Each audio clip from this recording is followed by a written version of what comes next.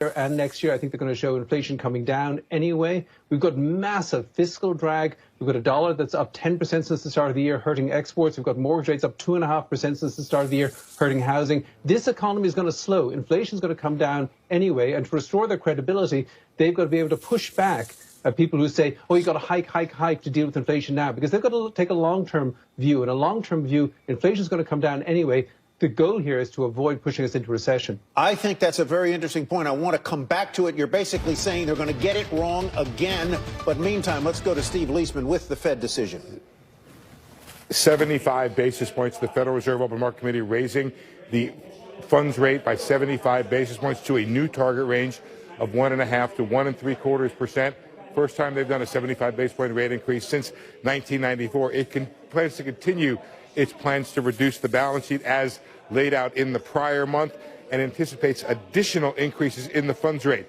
To wit, the new forecasts from the Federal Market Committee show that they see the rate outlook for 2022 at 3.4%. That's up from 1.9.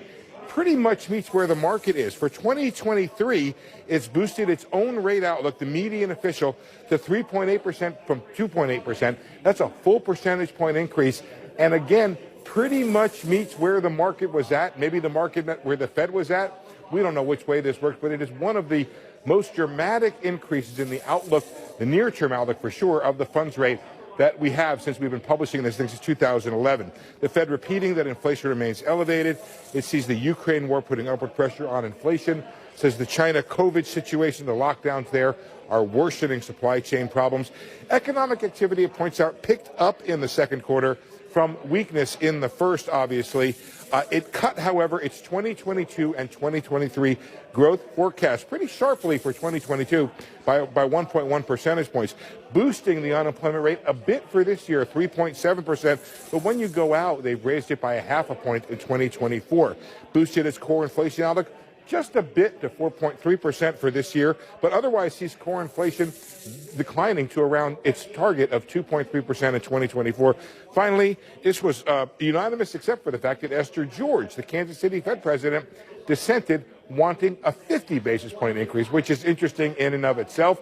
But there you go, guys, a 75 basis point rate increase, and the Fed saying it anticipates additional increases in the funds rate will be appropriate. Back to you. Steve, stick around. The market pretty much taking this in stride, with stocks roughly at levels that they were before the decision hit. Same can be said of interest rates at this very early hour. Let's bring our panel back along with Mike Santoli and Rick Santelli watching the markets. And in fact, guys, let's start with you. Rick, a knee-jerk reaction here is, what do you say? Knee-jerk is a lot of volatility, but as the dust settles, we're right around unchanged, meaning we're right about where we started, 339, 340 in a 10-year. 2-year note yields are a smidge higher, but what's fascinating is they dropped aggressively to 2-year before they came all the way back. And that makes sense. Many believe, including myself, that the shorter maturities might be a little ahead of the game, considering that we have to do this on a meeting-to-meeting basis. That's why things like 3-month bills or 6-month bills compared to 2-year note yields are so interesting to watch. The issue I see is clear, is that the Fed has a favorite inflation gauge, the personal consumption expenditure core deflator. It's up 4.9%. And everybody watching has a different form of inflation gauge they prefer. It's called the AAA National Average Gas Price, which today is $5.01. Therein lies the problem. And Tyler talked about trying to get the reputation back. I can give you 5 numbers of why it's going to be difficult. 8.6 CPI, 18.9%. Export prices today, all-time record, down 20% in the S&P, down 30% in the NASDAQ, and University of Michigan at a 1978 low of 50.2. That pretty much summarizes the hurdles the Fed needs to overcome to get back into the popular graces. And on top of that, and we turn Mike Santoli to you, the Fed is basically signaling here that from current levels, which we've already doubled, let's call it, in rates this year, we're going to double again. All officials projected rates rising to at least 3% by year end. Is the market already pricing that in? Largely, Kelly, and I would say tentatively at this point, because really it's all about whether the bond market conveys the idea that the bond market is in tune with the new apparent path for the Fed, because that's the premise for whether stocks can stabilize. We're down 10% coming into today in 4 days in the S&P 500. It's oversold, but also on very slippery footing because of the instability, I think, in bonds. There's two-way Fed mistake risk is perceived out there, either over-tightening because all they're really doing is trying to attack gasoline prices, which they can't do. You know, you talk about inflation expectations, and that was the seeming prod to go 75 this time. Inflation expectations in the University of Michigan Sentiment Survey is basically gasoline prices. So they're going after this one thing that they may not be able to affect. I think it's okay. Look, financial conditions have tightened a lot. Jay Powell in the press conference could choose to emphasize that. And he might also be able to say, well, you talk about our credibility. We've only just been a lot of words in the last 6 months. And look at what's going on with mortgage rates, with high yield debt spreads and all the other things in stock valuations. We've kind of got a lot of this in the books already. Maybe we're sort of front loading it and you can see around the hill to when it's almost over. And David Kelly, there are a couple hints of dovishness, if you want to call it that, in this decision. Interestingly enough, Esther George dissented in favor of a smaller increase. We tend to think of her as somewhat more on the hawkish side, but she only wanted a half-point hike. And the median Fed official sees the rate at 3.8% at the end of next year. And you could argue maybe the market had actually gone a little higher than that.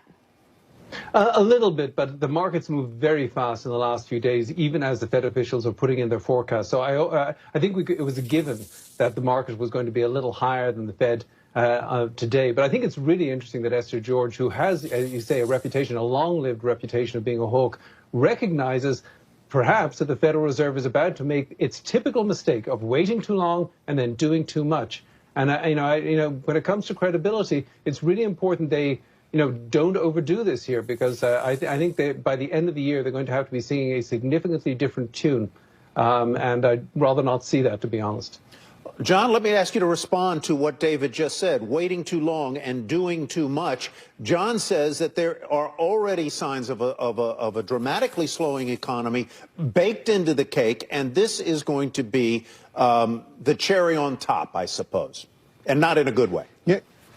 Yeah, I think that's the risk. The Fed is clearly responding to last week's CPI print. That was higher than expectations. Prior to that, all the guidance had been for 50 basis points. You get a high CPI print, and now they're doing 75. The risk is CPI, at least parts of it, tend to be backward looking. The shelter components in particular reflect changes in house prices and rental prices that happened months ago. I think what we all know is what's happening in the housing market right now is substantially different than what was happening at the beginning of the year. Mortgage rates are higher.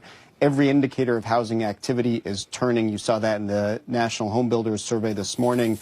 Home sales, home starts, we're going to see a pretty sharp turn here. And so the risk is that they're responding to a backward-looking indicator in CPI, and those more forward-looking indicators do signal a turn in activity and probably in prices. And I think that generally is the risk that they face. So I just want to echo. I find Esther George's dissent interesting. I hope she'll explain that in a subsequent piece. That is a little bit unexpected. But I'm very much with David that the risk here is that they're responding to backward-looking indicators where the forward-looking indicators actually suggest something different. Let me ask you, Mona, the Fed sees inflation at 5.2% at the end of this year and at something about 2.6% at the end of 2023. You think they can get that? Yeah, I think all of my colleagues here have highlighted it really does come down to the inflation and inflation expectations. The Fed, I think, is reflecting what we did see this past Friday, where headline CPI came in well above expectations, and they moved that up to 5.2%. Interestingly, core inflation, of course, excluding food and energy, was lower, 6% in the CPI print, trending downwards. And I think that's reflected as well. I think they do think they can get 2.7% next year. Keep in mind, the Fed actions really do impact core. And two trends we've been seeing, one that John just highlighted, cooling housing market, but the other one is a potentially cooling labor market. We've already started to hear technology companies having layoffs. Over time, that will impact not only the unemployment rate, but the potential wage growth that we've been seeing. So as the Fed has been indicating, as we've been saying here, I think generally by the end of the year, we should see moderating inflation. And that will really be this cycle's Fed put. The Fed can then go at a more gradual pace. They won't back off until inflation starts to come back towards their 2% goal. But if they start moving at a more moderate pace, I think that's really when market sentiment can turn in a more meaningful way. We've seen stocks give up most of their gains. Rick, we saw the Dow up 400 points earlier today. We were up about 100 going into the meeting. We briefly dipped negative. We're up 60 right now. NASDAQ still up 1%. This now, any comment on why we might be fluctuating more to the downside just in the last couple minutes here? Yeah, I really do think as this sets in, we are going to continue to see interest rates be the antagonist in this whole play against the equity market. So, yes, if you look as the dust settles, we're slowly starting to climb back. There's more flattening going on than steepening with regard to the yield curve since the 2 o'clock decision was announced. And I really do believe that the Fed may be right in the projections of inflation. But therein lies the problem. Once again, what we have here is a failure to communicate. Even if the Fed gets these inflation numbers down to 2.5% or 3% by the end of next year, let's say, that doesn't mean prices are going down. That just means they stop going up. And I'm sorry, but I think many viewers, as they look at prices, whether they pay for milk or eggs or houses or gasoline, the fact that they've stopped moving up is definitely a positive. But it's about moving down that they're most interested in, and I don't see that on the horizon anytime soon. Failure to communicate, I would say, Steve, failure to prognosticate. Let's look back to March when the Fed said 1.9% Fed funds rate at the end of this year. Now they are saying 3.4%. And as you pointed out not 5 minutes ago when you broke the news, 2023, 3.8% on the Fed funds rate, up from 2.8%. Those are significant changes in terms of the predictions. Yeah, I think we started printing these SEPs, or Summary of Economic Projections, back in 2011. And I think you'd be hard-pressed to find a percentage point change in the outlook for the funds rate from one to the other. But, Tyler, maybe there's some good news in this, and I don't want Rick to have a coronary on this, but the market has been higher than the Fed for several weeks now. Maybe we're finally getting to some place where we can agree on what the next several months of Fed policy looks like. I will just say the market has pushed ahead the futures curve for the funds rate a little bit today, but the Fed was at 1.9, the market was at 4. Now the Fed's at 3.8 for next year and the market's at 4. So the gap between the market and the Fed is much lower. And the question you have to ask yourself, the only thing I think that matters from an investment standpoint is, do you feel like 4 is enough to get the job done, to take control of inflation? If we're at a place now where the market has correctly priced where the Fed is going, and by the grace of God, the Fed has unbelievably or uncharacteristically priced where it's going, and this is where the market is, it's not the worst of all outcomes here if we've digested a potential 4% funds rate. So that's an interesting, and I think for a dumbass like me, an esoteric point, and you know, why not just say the truth here? Come on. At any rate, I will dissociate myself from that remark. In a practical sense, what does it mean that the market and the Fed may be actually approaching one another on where it means? What does it mean to me? It means you don't have to come in every morning and have the market swinging by 300 basis points because it believes the Fed's going to do another 50 basis points next week or next month. It means if you can get to a place where there's some agreement on the outlook and what the task is at hand, we can take some of the volatility out of this market. And it means that if you're a bond trader, you come in the morning and you're not guaranteed to lose your shirt at the end of the day. Wouldn't that be nice? Mike Santoli, you want to give us a parting comment here?